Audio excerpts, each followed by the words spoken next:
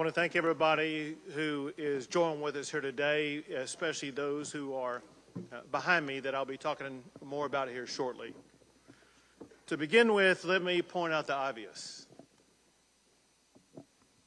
Evil swept across Uvalde yesterday. Anyone who shoots his grandmother in the face has to have evil in his heart. But it is far more evil for someone to gun down little kids. It is intolerable and it is unacceptable for us to have in this state anybody who would kill little kids in our schools. Children are a blessing. God teaches us that. They're filled with laughter, innocence, and joy. Their love is a gift that parents get to unwrap every single day. Parents in Uvalde had that gift taken away from them, stolen by a demented person. Days before yesterday, when these children were at school, some were receiving awards for perfect attendance. These kids will never attend school again. To say the least, Uvalde has been shaken to its core. Families are broken apart. Hearts are forever shattered. All Texans are grieving with the people of Uvalde, and people are rightfully angry about what has happened. Events like this, they tear at the fabric of a community. Our job is to ensure that the community is not going to be ripped apart. All Texans must come together and support the families who have been affected by this horrific tragedy. What they need now more than ever is our love. What they need is uplifting from all of our fellow Texans and all of our fellow Americans. And let me emphasize something that I know you all know. But the reality is, as horrible as what happened, it could have been worse. The reason it was not worse is because law enforcement officials did what they do. They showed amazing courage by running toward gunfire for the singular purpose of trying to save lives. And it is a fact that because of their quick response, getting on the scene, being able to respond to the gunman and eliminate the gunman, they were able to save lives. Unfortunately, not enough. But I want to make sure that everybody knows, all of the law enforcement agencies and groups that are involved and were involved in this process. The Texas Rangers are leading the investigation, and they are supported by the Texas Department of Public Safety Highway Patrol, the Texas Department of Public Safety Criminal Investigative Division, DPS Aircraft, DPS Intelligence Counter and Terrorism Division, DPS Crime and Victim Support. They're also supported by the Texas Division of Emergency Management, the FBI, as well as multiple federal partners, including the DEA, ATF, HSI, and Border Patrol. And then, of course, the valiant local officials, the Uvalde Sheriff's Department, Uvalde Police Department, Uvalde Independent School District Police, Uvalde County Constables, Uvalde Mayor, the County Judge, Uvalde District Attorney's Office, local public works and surrounding police department, and the San Antonio Police and Fire Department also. Let me walk you through some of the facts of what has happened. There's been a lot of things that have been said. Some are correct, some are incorrect. Let me tell you the best information that we have at this time, understanding, very importantly, that this is an ongoing investigation, and ongoing investigations often reveal new information as those investigations progress. The first thing that happened was that the gunman shot his grandmother in the face. She then contacted police. The gunman fled, and as he was fleeing, he had an accident just outside of the elementary school, and he ran into the school. Officers with the Consolidated Independent School District, they approached the gunman and engaged with the gunman at that time. The gunman then entered a back door and went down 2 short hallways and then into a classroom on the left-hand side. The gunman entered into that classroom, and the classroom was connected internally to another classroom. Border Patrol, Consolidated ISD officers, police, sheriffs, and DPS officers converged on that classroom, and a Border Patrol officer killed the gunman. As I said, Texas Rangers are leading the investigation, joined by federal, state, and local law enforcement officials. At this time, we know that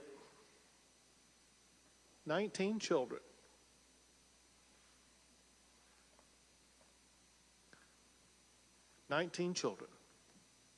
have lost their lives. 2 faculty members lost their lives. In addition to that, there are 17 people who are injured, but their injuries are not life-threatening. All family members of all of these students and faculty members have been contacted and informed about the circumstances. Officials are working with parents to ensure that their parents are going to be able to see their children. Parents should contact victim services at the county fairplex. We know that there are parents still striving to make a connection. All parents are welcome and urged to contact victim services at the county fairplex. The gunman was 18 years old and reportedly a high school dropout. Reportedly, there has been no criminal history identified yet. He may have had a juvenile record, but that is yet to be determined. There was no known mental health history of the gunman. He used one weapon, which was an AR-15, using 223 rounds. There was no meaningful forewarning of this crime other than what I'm about to tell you. As of this time, the only information that was known in advance was posted by the gunman on Facebook approximately 30 minutes before reaching the school. The first post was to the point of, he said, "I'm going to shoot my grandmother." The second post was, "I shot my grandmother." The third post, maybe less than 15 minutes before arriving at the school, was, "I'm going to shoot an elementary school."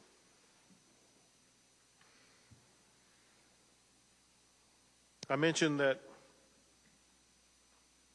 during the shootout that took place at the school. In addition to the students and the faculty, there were 3 officers who were injured who were all remain in good condition. 1 deputy sheriff lost a daughter in that school. Before coming out here, we had a long discussion with law enforcement at all levels. We had a discussion with community leaders, elected officials. And I asked the sheriff and others an open-ended question and got the same answer from the sheriff as well as from the mayor of Uvalde. The question was, what is the problem here? And they were straightforward and emphatic. They said, we have a problem with mental health illness in this community. And then they elaborated on the magnitude of the mental health challenges that they are facing in the community and the need for more mental health support in this region. I want to make sure everybody understands the mental health services that are available at this time, with me making one clarifying point in advance that I'm going to redouble down in the aftermath. Whenever anything as shocking and extraordinary and disturbing as this event occurs, there is an urgent need for everybody affected to access mental health. I cannot be more emphatic than saying with great urgency, everybody in this community, I mean everybody, the victims, the families, family members, friends, the law enforcement involved, but the entire community is in utter shock about this. Some physical wounds that were sustained by the officers, they're going to heal in the coming days. The mental and emotional wounds are far harder to see and last far longer. The state of Texas, working with federal and local officials and agencies, we're going to be here for a long, long time. And one key point that we will focus on is making sure that everybody in this community has the access they need for as long as they need it to address with the mental and emotional health care needs that they have. I want to list various agencies and make sure these are made available to the public. The mental health services currently available are from victim services from across the area from federal, state, and local levels, including the Family Resource Center at the Uvalde County Fairplex. Schools have crisis teams at the Uvalde Civic Center. They provide wraparound services for families who are affected. The Texas Child Mental Health Consortium, created by the state legislature in 2019, is available to assist. The Bluebonnet Children's Advocacy Center is available to provide services for children. The Texas Health and Human Services Commission is on site and will be available for ongoing provision of services. The Texas Education Agency is providing supplemental counseling services. The Texas Department of Public Safety Counseling is providing counseling services for law enforcement. And the FBI is also bringing in mental health services for law enforcement. It cannot be overemphasized the importance of law enforcement officers, all of them, seeking out and obtaining this mental health counseling. The District Attorney's Office for Victim Services has a phone number available for all victims, and candidly, the entire community, in a way, is a victim here. And I was provided their number to give out to you publicly. This is the number for the District Attorney's Office for Victim Services. The number is 830-278-2916. And at this time, I will pass the mic to Lieutenant Governor Dan Patrick.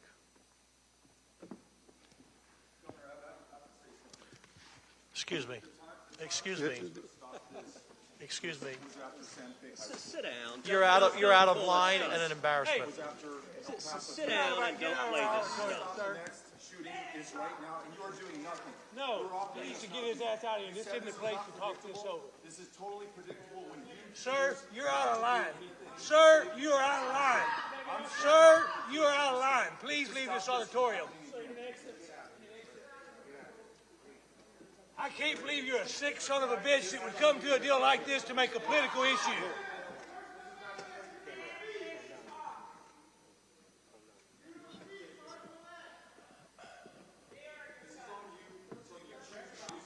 It's on assholes like you. Why don't you get out of here?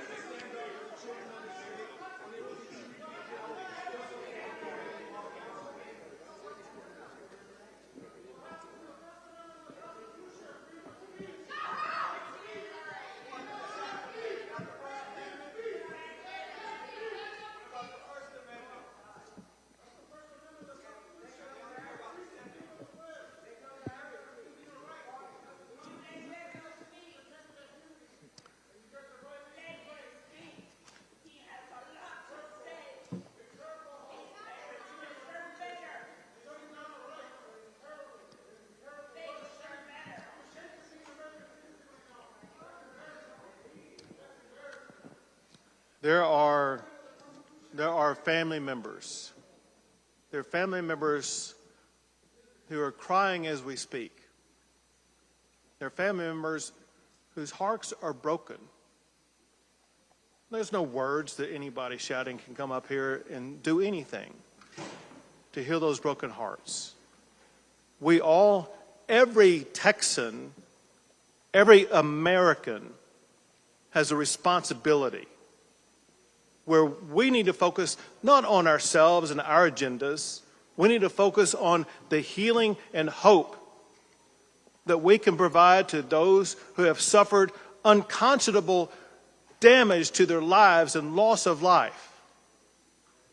We need all Texans to, in this one moment in time, put aside personal agendas, think of somebody other than ourselves. Think about the people who are hurt and help those who have been hurt. And this time, Lieutenant Governor will speak.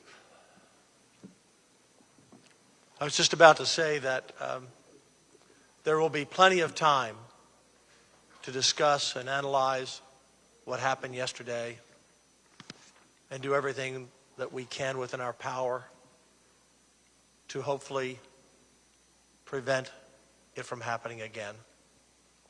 But now is a time, people watching around the world, in this country, in this state, to focus on these families, as the governor just said.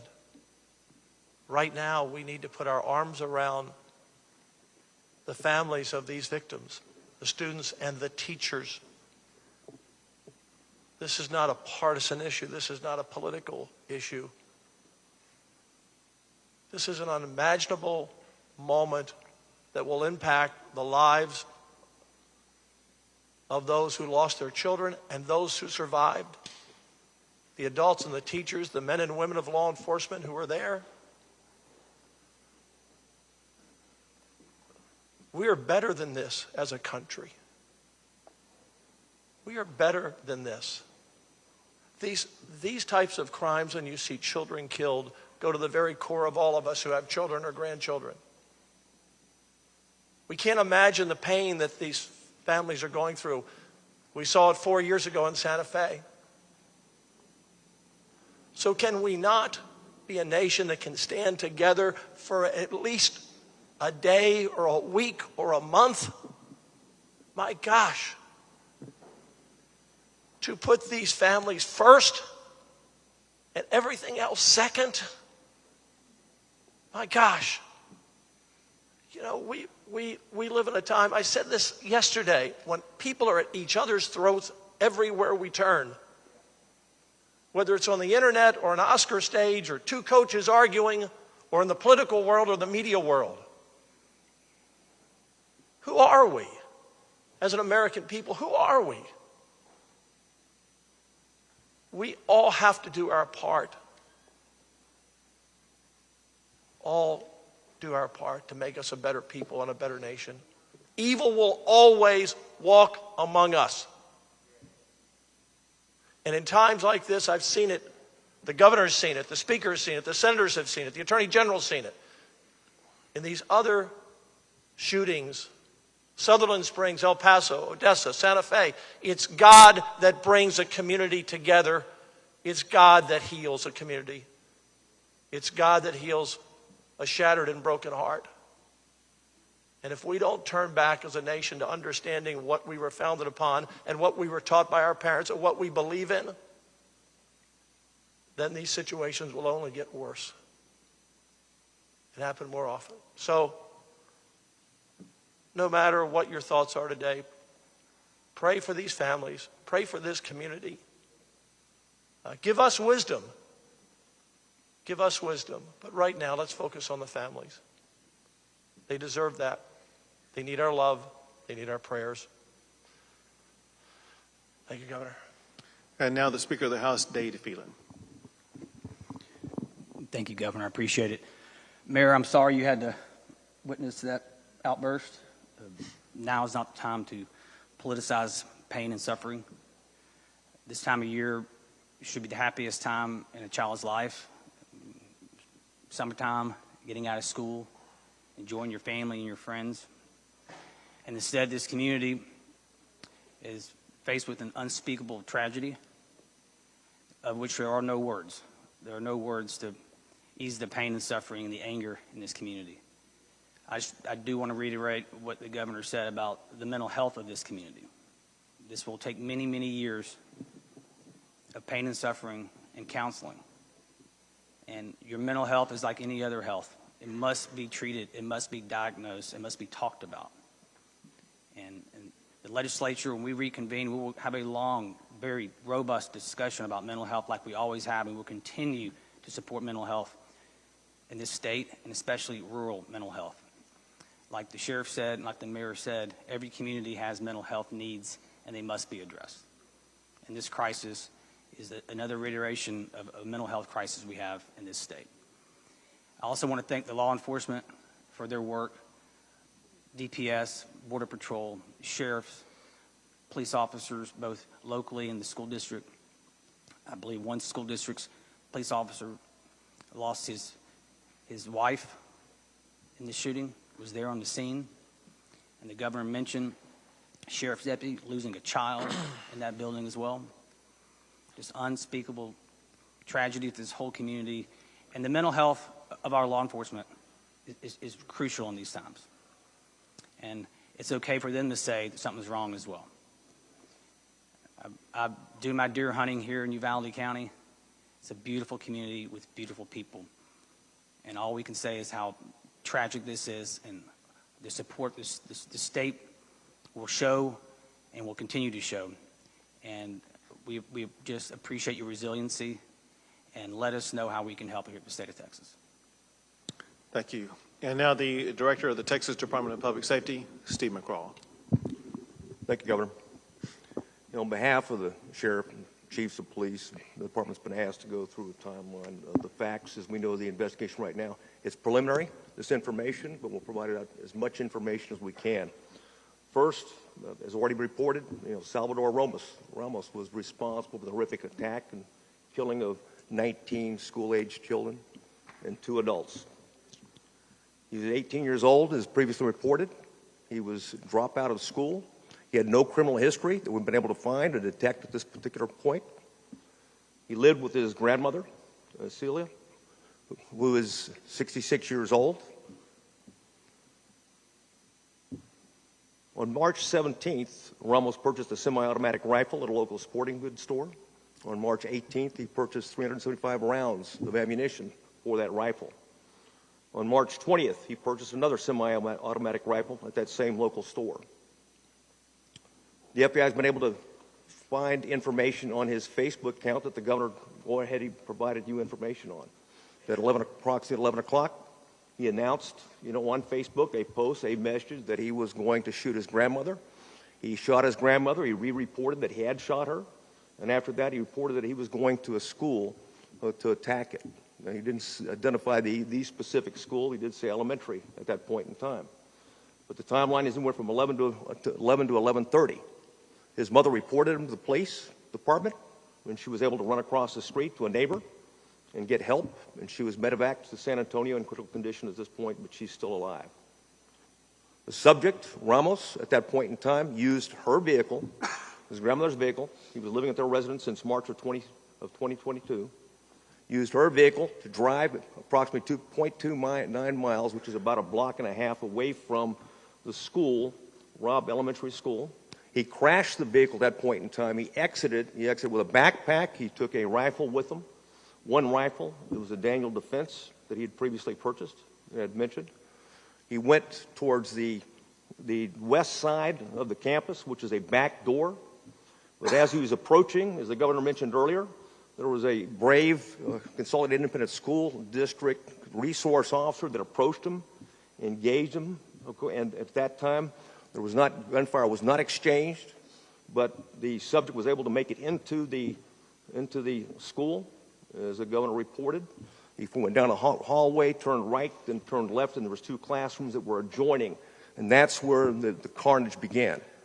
As he was shooting, when the shooting began, we had Uvalde police officers arrive on scene, and along with the Consolidated Independent School District officers, immediately breached, because as we know in officers, every second's a life. They breached it, engaged the active shooter, and continued to keep him pinned down in that location, afterwards, until after a tactical team could be put together, comprised of Border Patrol agents on the front end, some members of their BORTAC unit, which is a SWAT team for Border Patrol. Also, there was a Zavala County deputy that got into the stack, and two Uvalde police officers. They breached the classroom door. They went in. They engaged Ramos and killed him at the scene.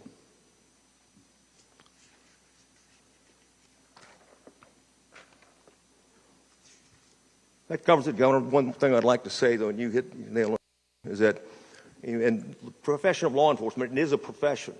What looks right and how we measure ourselves is the absence of crime and disorder. Obviously, this is a situation we failed in the sense that we didn't prevent this mass attack.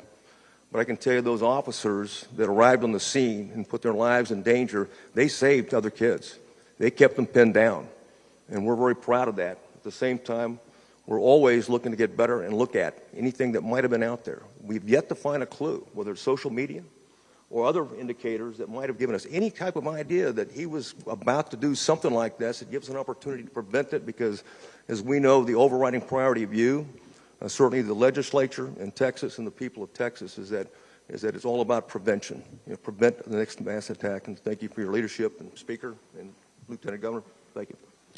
Thank you. And now the Superintendent for the Consolidated Independent School District, Hal Harrell. Thank you, Governor. Thank you for being here today. Thank you for your support. I appreciate your team coming and speaking to us and providing the services and resources that you have. As superintendent, I could never imagine a day like yesterday. End of school, award ceremonies, the time of a second, third, or fourth grader's life at that point. It was a senseless and tragic event, and this magnitude in our community is heartbreaking. It really is. We have had a lot of support here from our community, surrounding counties, surrounding districts, and all over the state, and I appreciate you for thinking of us and sending that support. I have to relay the heartbreak of our teachers at Robb campus. I met with them this morning, but as I looked across that room, there was a group of heroes in that room. If it weren't for them, along with the law enforcement that came, that were willing to cradle their kids get them out of the classroom when it was safe, when they were guided, and the trust our kids had in their teachers. That says volumes for our staff here in Uvalde. They are heroes. They did heroic things yesterday, and they are always very humble, but they are truly humble heroes. Yesterday, we lost 2 teachers. These 2 teachers, I would say, are the cornerstone of that campus to some great degree. They're 2 beautiful souls. They have taught on that campus for many years. They have kids in our district, and they poured their heart and soul into what they did in educating our kids in Uvalde. 19 students, 19 precious students who came to school yesterday to enjoy the day, to enjoy the award assembly. And as I look at their pictures, you can just tell by their angelic smile that they were loved, that they loved coming to school, and they were just precious individuals. This is a difficult time for everybody. We are hurting. We have been cut deep here in our community. We will move forward. It's going to take some time moving forward. While our faith has been shaken, we ask you to continue to pray for these families, these kids in our community, and our teachers. I am a product of Uvalde. I'm born and raised here. I've worked for this district for 30 years. And never thought I would be sitting in front of you doing this today. But please, pray for our teachers, pray for our community, and we will move forward. Thank you, Governor. Thank you. We'll take a few questions. Governor, you've talked a lot about mental health, but not talking about guns. Do you think an 18-year-old who's been identified as weaponry in violence, would you commit to making any changes as far as gun laws? So the ability of an 18-year-old to buy a long gun has been in place in the state of Texas for more than 60 years. And think about during the time over the course of that 60 years, we have not had episodes like this. And why is it that for the majority of those 60 years, we did not have school shootings? And why is it that we do now? The reality is I don't know the answer to that question. However, what I do know in talking to the leaders here, as well as leaders in other locations around the state, and that is one thing that has substantially changed is the status of mental health in our communities. What I do know is this, and that is we as a state, we as a society, need to do a better job with mental health. Anybody who shoots somebody else has a mental health challenge, period. We as a government need to find a way to target that mental health challenge and do something about it.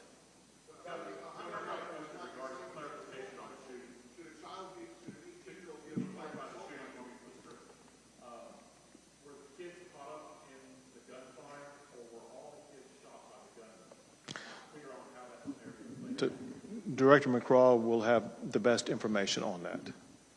We're in the process of doing the crime scene right now. The first one being the school, the second being the vehicle, and the third, the grandmother's residence. I can tell you where it's a detailed process, so I can't answer that. But for right now, we believe that all the children were shot and killed by Ramos. Director, in terms of the perpetrators, social media and postings that have been reported and being analyzed, you don't believe that there was any sort of a warning or any information that would indicate that he was posing some sort of danger, maybe not a precise danger to this specific school, but weren't there warning signs that were available on social media, maybe to the platform, maybe to people he was communicating with? We did see some, and I think one was of a concern, and that concern was, relayed to allegedly, we haven't confirmed it yet, to someone in California who didn't report it. And we're in the process of working with the FBI right now to make sure she's interviewed and find out more about it. There may be other clues out there right now that we're not aware of. This is a preliminary part of the investigation. We're going to scour everything to find anything that what could have indicated in some way, shape, or form that this individual was a threat to the community.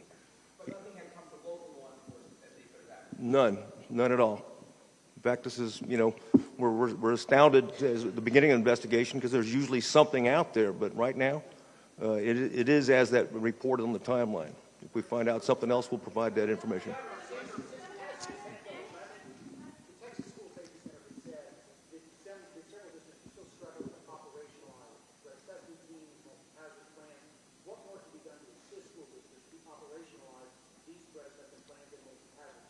So I'm going to answer in part, but we also have the TEA Commissioner, Mike Morath, with us, who may be able to shed additional light. But here's the information that we know, and you pointed out SB 11. Listen, as you know, but others may not. People need to understand that in the aftermath of the Santa Fe shooting, I signed 17 laws to address school safety, and one of them dealt with threat assessment.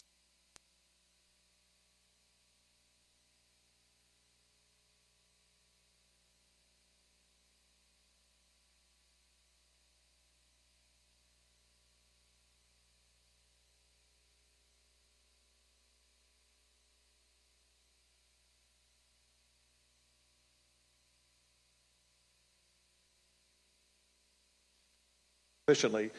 Mike, you want to come? The person coming up is Mike Morath, who is the commissioner for the Texas Education Agency. So there's significant appropriations provided to ensure that the local school systems around the state have resources for this. One of the components of Senate Bill 11 was a school safety allotment. There was additional upfront funding for that. The Texas School Safety Center and our agency work in collaboration to provide technical assistance and training to school district leaders, counseling team leaders, others, to ensure that the threat assessment protocols and these procedures, including threat response plans and the operational multi-hazard plans, are practiced on a recurring basis. So there have been essentially fairly significant efforts to bolster those managerial practices and these detective or preventative practices in schools all over the state of Texas. We will continue to do more. After any incident like this, of course, you reflect on lessons learned to ensure that we can prevent this kind of situation in schools going forward.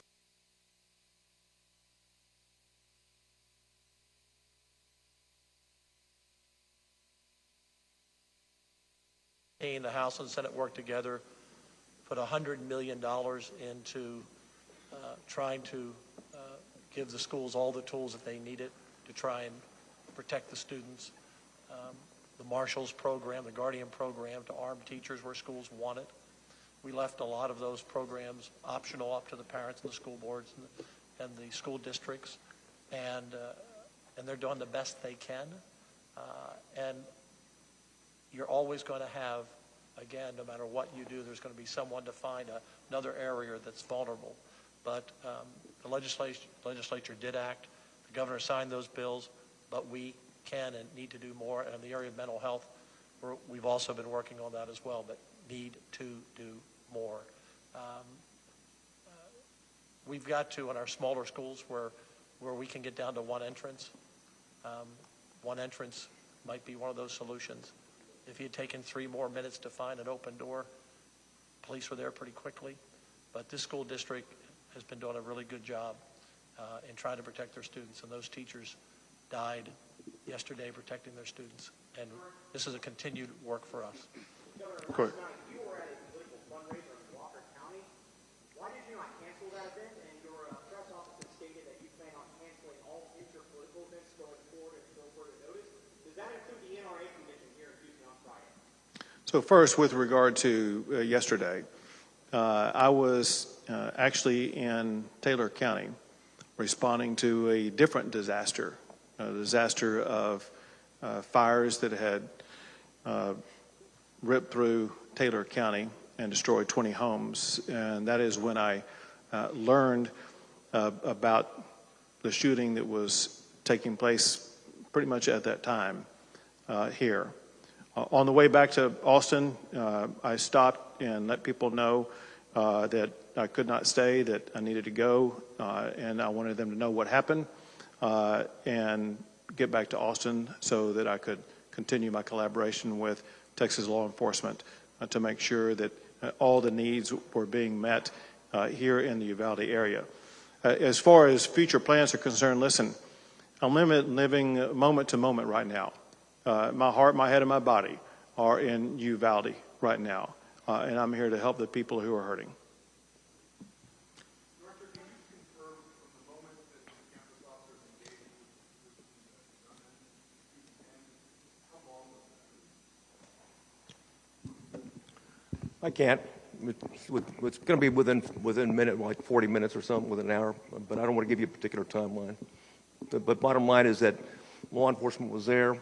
They did engage immediately. They did contain them in the classroom, and they put a tactical stack together, in a very orderly way, and of course breached and assaulted the individual.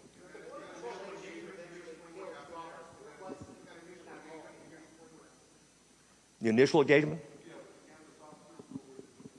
No, I mean, it was just, it confronted him and wanted to find out, because he read the report, heard the accident, and was out trying to check on that particular crash when he saw it.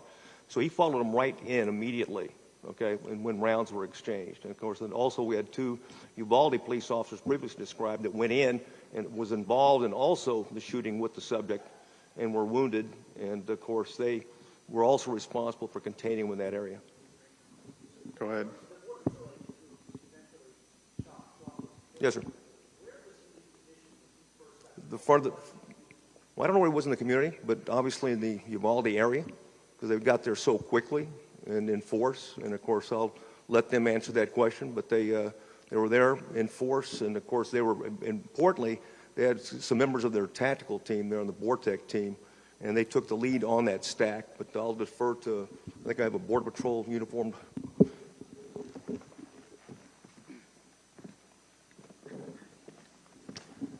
Thank you. So first off, the U.S. Border Patrol Del Rio sector has a station in Uvalde. So we have about 150 or so agents that are permanently assigned to Uvalde.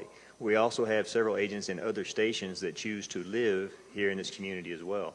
So we had folks that came from off-duty. We had folks that came from training. We had folks that were in the field and responded.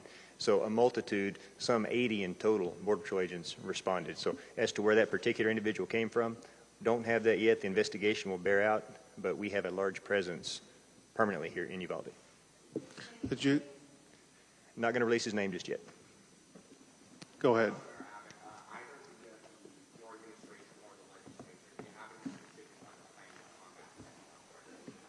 We began talking about it in there. I'll just tell you one thing that we talked about, which is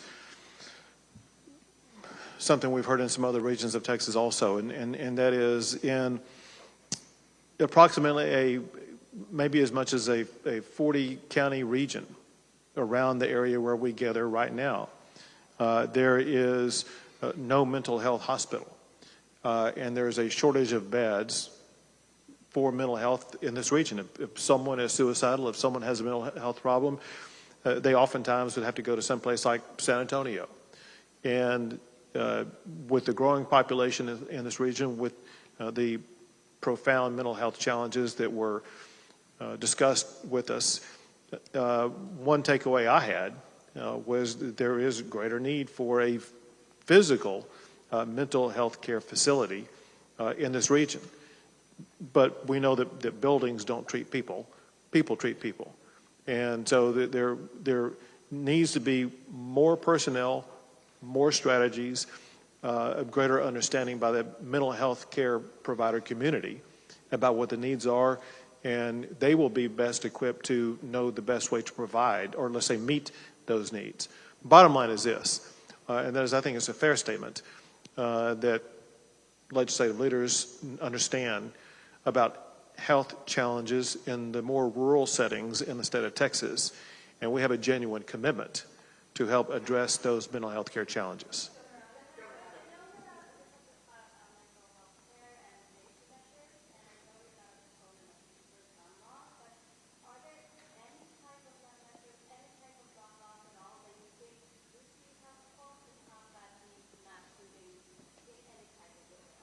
It's one of those issues that was widely discussed in the last several sessions, in particular in the 2019 session. And pretty much every issue was raised by one legislator or another about potential ways to address shootings like this. And the consensus arose around those 17 bills that I did sign, that they hardened schools, they made schools safer, they addressed mental health, and issues like that were the solutions that were agreed upon by legislators at that time. And that is going to be the similar approach that I perceive legislators will continue to focus on. We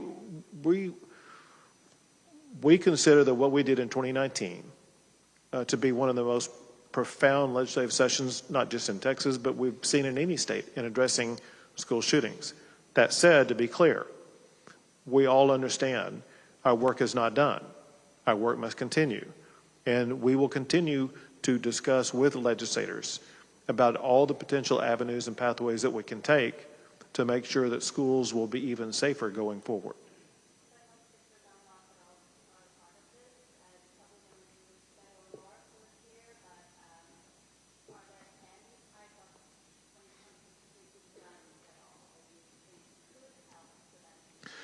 And I know people like to try to oversimplify this. Let's talk about some real facts. And that is, there are, quote, real gun laws in Chicago. There are, quote, real gun laws in New York. There are real gun laws in California. I hate to say this, but there are more people who were shot every weekend in Chicago than there are in schools in Texas. And we need to realize that people who think that, well, maybe if we could just implement tougher gun laws, it's going to solve it. Chicago and LA and New York disprove that thesis. And so if you're looking for a real solution, Chicago teaches that what you're talking about is not a real solution. Our job is to come up with real solutions that we can implement.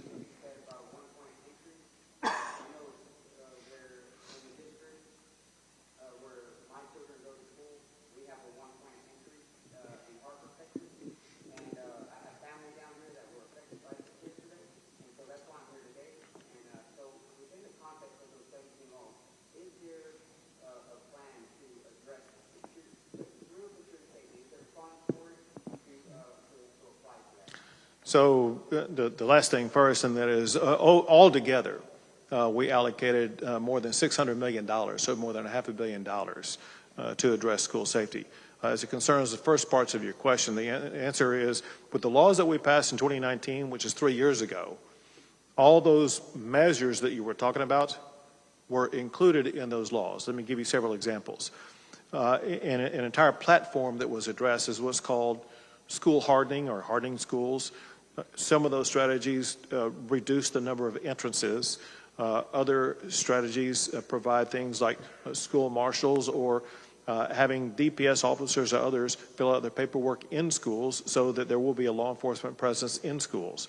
They involve different types of strategies that will make it, should make it, more difficult for a shooter to get into a school. That said, I can tell you what we all agree upon. We're all going to go back and look at both exactly what was passed, any shortcoming in what was passed, any shortcoming in implementation. I want you to know also that included in those laws were requirements by school districts across the state of Texas to work with the School Safety Commission to make sure that all the strategies would be used and employed and tested, including active shooter strategies for schools to be ready, to be prepared to employ as needed. And so, yes, from pretty much every angle, it was debated. And let me go back in time. This is something where I began working up the governor's plan to respond to this a year in advance. And legislators had an entire year to be looking at that, to be debating that, to be getting prepared for that. Then I made it an emergency item during the session, which meant that everyone was going to be focusing on it, and they did. So my point is saying that, and that is that this took the time, effort, and mental involvement of all legislators during the course of that session to put what they consider to be the best solutions on the table. Many of them were adopted, some were not, but we adopted what we consider to be the best plans that session. Again, we will always, and especially in this coming session, evaluate what more needs to be done in our schools to make them even safer.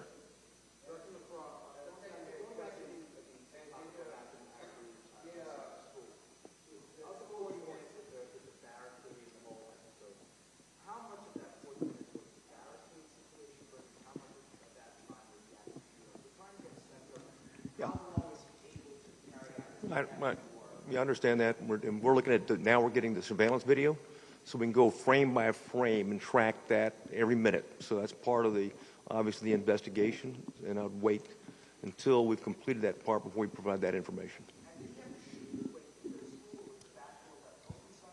Yeah, right now, I don't want to say because I think we have an answer, but we haven't confirmed it yet. No, he was not. She was not chased. No, not at all.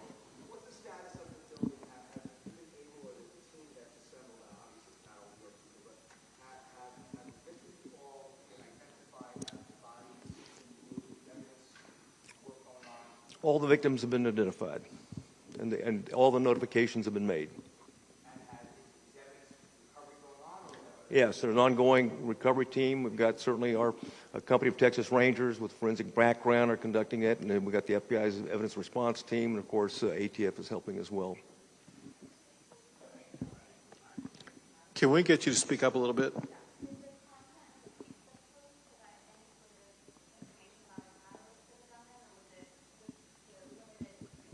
No, there's limited information. We don't see a motive or catalyst right now. We're looking for it, scouring, and we'll continue to do so. They were public, like anything else. They were out there, and he was trying to communicate. And of course, some of the information is we're going to have to continue to do interviews with people that he'd been in contact with. So we're not even close to being done yet.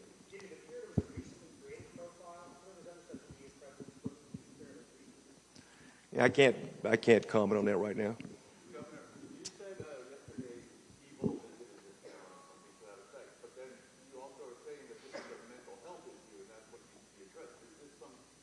I don't believe evil is a mental health classification. Do you see this as a mental health issue, or some kind of biblical battle between evil that's always going to be out there? So I'm having trouble reconciling this idea of evil and mental health issue. So, and very interestingly, in the meeting that we had before coming out here, I raised that exact issue because we talked about mental health. And to me, someone who is as demented as it takes to kill little kids, it goes beyond, seems to me, a mental health issue. I mean, that is the sheer face of evil itself. And so, listen, I'm not a doctor. I can't classify these things. And I don't know the extent to which mental health would be able to address someone who has the challenges that they would shoot their grandmother and then shoot and kill all these babies, all these young kids. Kind of what was pointed out at the time in our discussion earlier is there could have been a time earlier in his life when it was a more typical mental health issue that could have been addressed. I don't have any information about that, and maybe others don't either, but is there a difference between a mental health challenge that can be addressed and evil? I don't know. It's a big...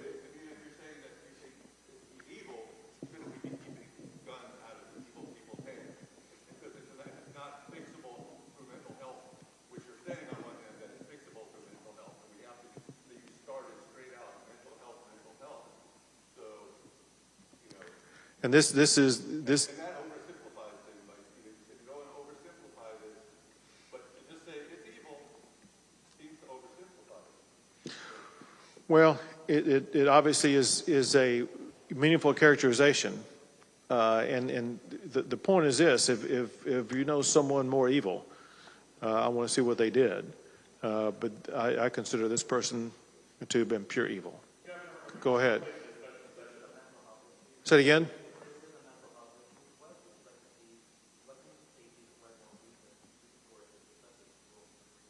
Well, it's the answer that I was given to this gentleman back here earlier, and that is something that we did talk specifically in our meeting before coming out here, and that is, for one, not just this community, but the surrounding geographic area is lacking in a mental health hospital or other physical facility.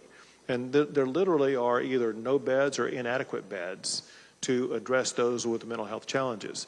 And when you look at the population base and perhaps a growing population base in this geographic region, an issue that we will be taking up is going to be what ways do we address the mental health issues? Does it include a physical facility such as a mental health hospital? If so, how large would it be?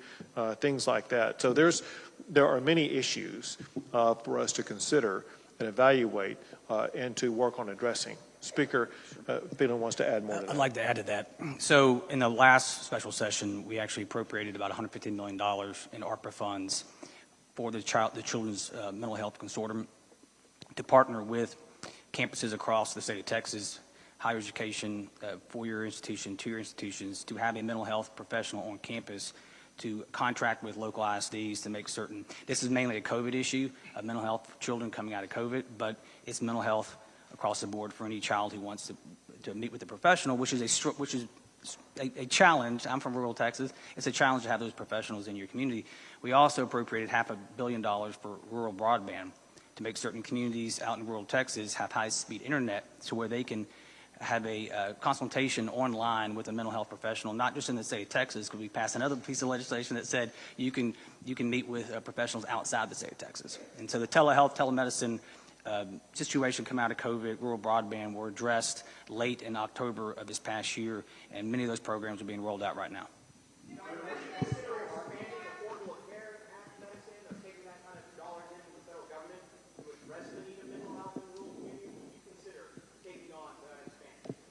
We have other ways of addressing it and other funds available for it.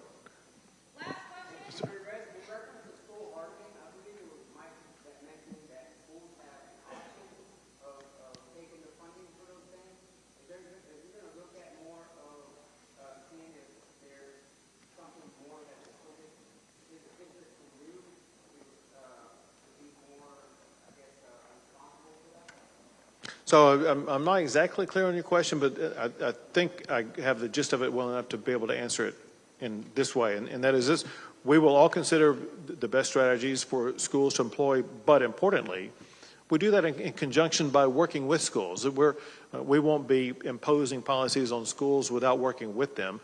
We need ISDs and schools and school leaders and school safety professionals at the table for that discussion purposes if we are going to achieve the best standards that are possible. Thank you all.